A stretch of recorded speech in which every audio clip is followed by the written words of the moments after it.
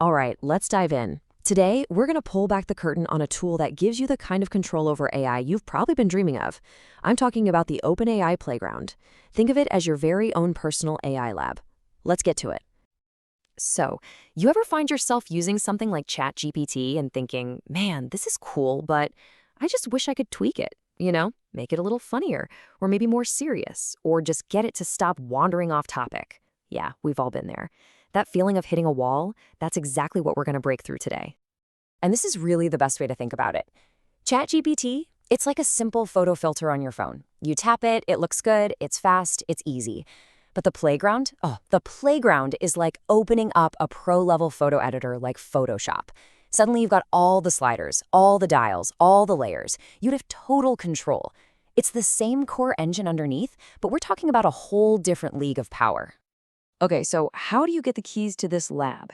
You're probably thinking it's going to be complicated, right? Nope, it's actually super simple. Let's walk through the steps right now, and you'll be set up in like 2 minutes. Seriously, it's this easy. Just go to platform.openai.com. You'll click Sign Up, create your account, and when it asks what you're there for, just pick I'm exploring personal use. As soon as you're in, look for Playground right up in the top menu. Give that a click, and boom, you've just stepped inside your own AI lab. And get this, OpenAI doesn't just hand you the keys and say, good luck. They actually give you a starting budget to play with. Every new account gets a cool $18 in free credits.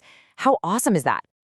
Now, don't sweat about that $18 disappearing in 5 minutes. It won't.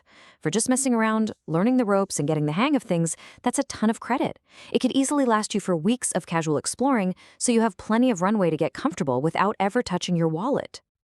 All right, so you're in. And whoa, the interface can look a little busy, right? There are a bunch of options, a lot of sliders. But here's the secret. You can ignore almost all of it for now. To get started, you only need to know 3 things. We're just going to focus on the 3 most important dials in your new lab. First up, and this is the big one, is the model. Just think of this as the brain or the engine you want to use.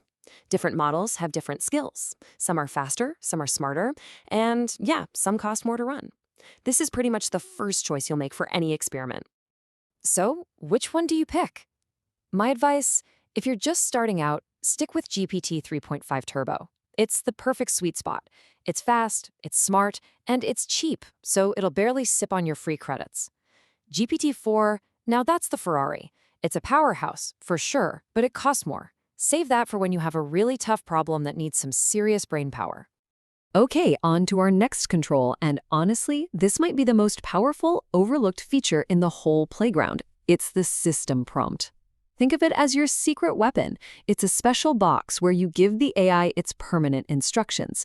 You're not asking it a question here, you're literally telling it who to be, its personality, its job, its style, for the whole conversation. So for example, if you pop this sentence into the system prompt, bam, you've just completely changed the AI's entire personality. From that moment on, every single thing it says will sound like it's coming from an expert physics teacher explaining things to a high schooler. It's an unbelievably powerful way to shape the output and get exactly what you're looking for.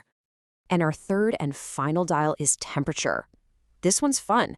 The easiest way to think of it is as the AI's creativity knob. You can literally dial it up or down to control whether the AI is more predictable and factual or more random and creative. Check this out. If you slide the temperature way down to something like 0.1, the AI plays it super safe. It'll be very factual, very predictable, perfect if you need it to, say, summarize some notes. But if you crank that temperature dial all the way up to 0 0.9, the AI gets wild. It starts taking risks, getting creative, and spitting out surprising stuff. This is what you want when you're brainstorming or trying to write a fun story. Okay, enough talk. The only way to really get this stuff is to get your hands dirty. So let's run our first experiment right now. We're going to take those 3 controls we just talked about and build something cool. So what's our goal? Simple. We're going to create our own custom chatbot personality. We're not just going to ask it boring questions. We're going to give it a whole new identity, a character to act out. And here's the magic recipe. This is the system prompt we're going to use. Look at how detailed it is. We gave it a job, a friendly tour guide. We gave it a specialty, Rome. We gave it a personality, a sense of humor. And we even gave it a weird quirk. It has to use analogies from ancient history. This is how you cook up a truly unique AI. So here's the plan. Step 1, just paste that whole persona right into the system prompt box. Step 2, set the temperature to a nice, balanced 0.5. Not too boring, not too crazy. Step 3, now in the main chat window, just ask it a normal question. Something like, hey, where can I get the best pizza near the Coliseum? Then hit that submit button and just watch what happens. And that right there, that little experiment is the aha moment. Once you see that work, your whole perspective shifts. You realize the real power here isn't just about having a simple chat. It's about building custom tools, custom personalities, custom anything.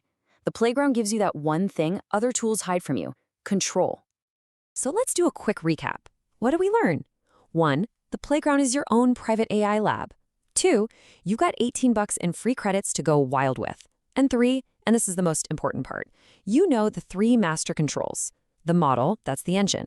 The system prompt, that's the personality. And temperature, that's the creativity dial. The big takeaway here is really simple. Learning to use the playground is the difference between being a passenger in a car and being the one behind the wheel. You stop just going where the AI takes you, and you start telling it exactly where to go. You can build custom assistants, brainstorming partners, proofreaders, you name it. If it involves text, you can build a custom AI for it. And that's pretty much it. You now have everything you need to start experimenting. You've got the keys to the lab, you've got the starting cash, and you know how to work the 3 most important controls. So I guess there's only one question left to ask. What are you going to build first?